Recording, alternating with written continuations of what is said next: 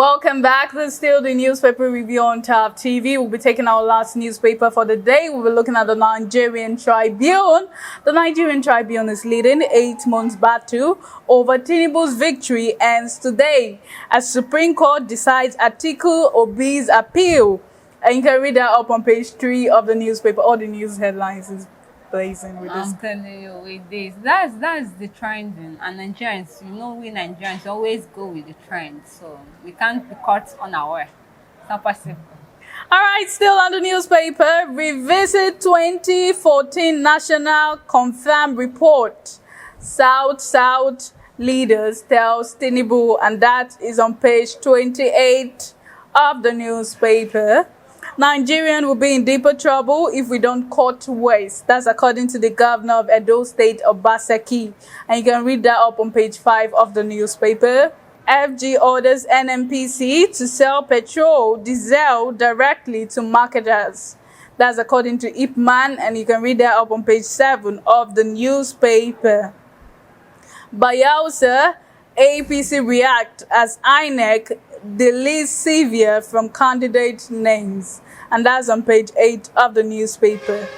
Bill to ban CBN governors, deputies from partisan politics passes second reading at Senate, and that's on page 5 of the newspaper. 9 states gets new resident electoral commissioners, and that's on page 19 of the Nigerian Tribune. Court stops Senate award of 18.4 billion naira compensation to 36 Rivers community, and that's on page 8 of the newspaper. 2,360 children killed in Gaza Strip, and that's according to the United Nations, and you can read that up on page 3 of the newspaper. IPPIS FG threatens to remove unverified civil servants from payroll October 27th, and that's on page 8 of the newspaper. FROIN shut down as EFCC student clash in Ibadan, and that's on page 5 of the newspaper.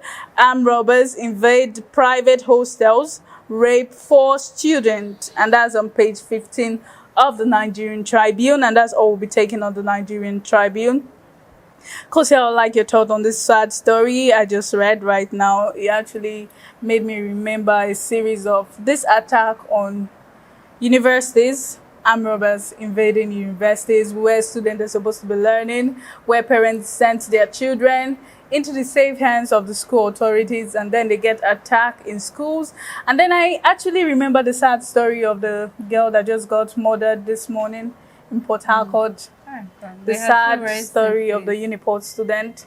Our condolences to our family. It was really a sad one. The Yahoo boy murdered it was really a sad one, and it raises question and raises a lot of concern.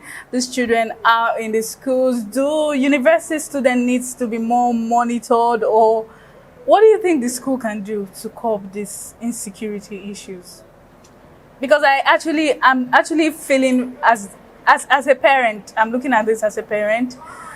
I send my child to school. I wake up one day, just imagine like the picture. I wake up one day, I see my child in front page of a newspaper, or I own my TV, I own my phone, and my child is there and she's dead. He's dead. He was attacked. She was raped. It's really a sad one. Let me deviate a little. In terms of this report, killing and Yahoo and all that, and in terms of if the university students should be well monitored, right? I feel parents has a role to play. Okay. You understand? You sending your kids out there. You should advise them. You should provide for them. It's very, very important. And good home training too. I know nobody is above this, right? Anybody can be a victim. Anybody can be a victim. And it's not bad to love, because according to the guy in question is actually her boyfriend, right? And you won't tell me that this girl doesn't know that her boyfriend is actually into Yahoo.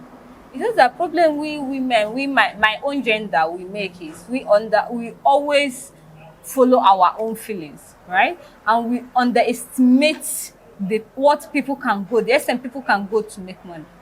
You understand? And the thought of, hey, how can your boyfriend kill you? It's not possible. But you don't know what is on the other person's mind.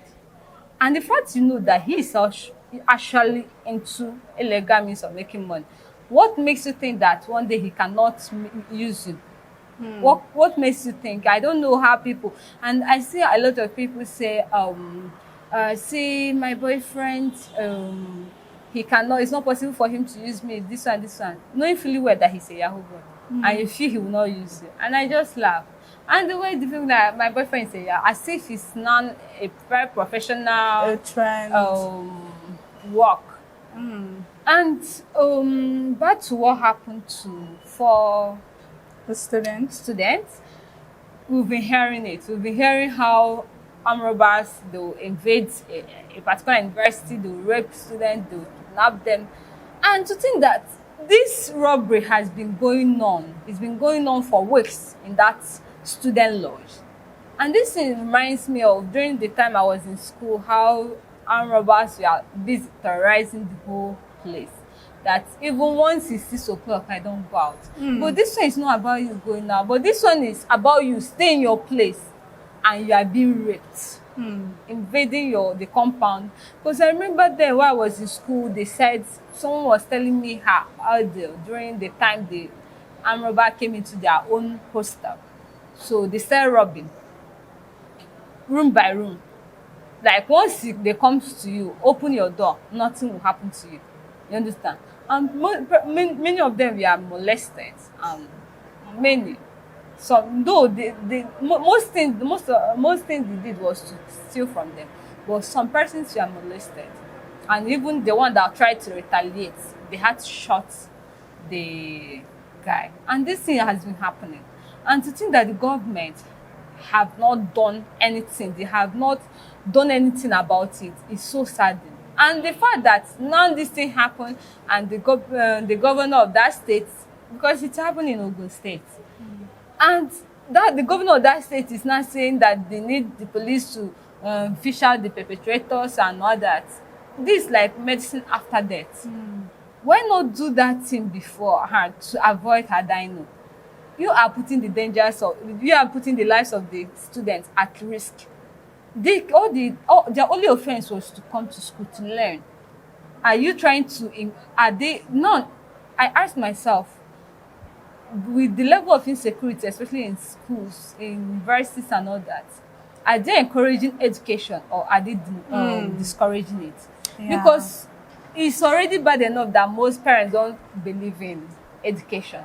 And now they've already seen a good reason for them to stop their kids from gaining that knowledge, right? And you know the world is evolving. We need education to come into the light, to follow the trends. And now you won't tell me being an educated person, it's even hard for you to get a job. Talk more of being uneducated. You understand? Unless maybe you're into business. But still, that education, the power of education is something that cannot be underestimated. So I just look on the government of that state and also the federal government, because it's not just, this is just the one that made its way to the front page. This is not the first time we are hearing it. There are a lot of untold stories, Yes. you understand? So it's the collective responsibility of both the government and the citizens to put their hands together and curb this insecurity in Nigeria, especially in this education sector, where people are scared of even going back to school, scared of what will happen. Parents are also scared. They're also increasing the blood pressure of the parents. Yes. You understand? Just imagine I send my child to school and I'm hearing all these stories.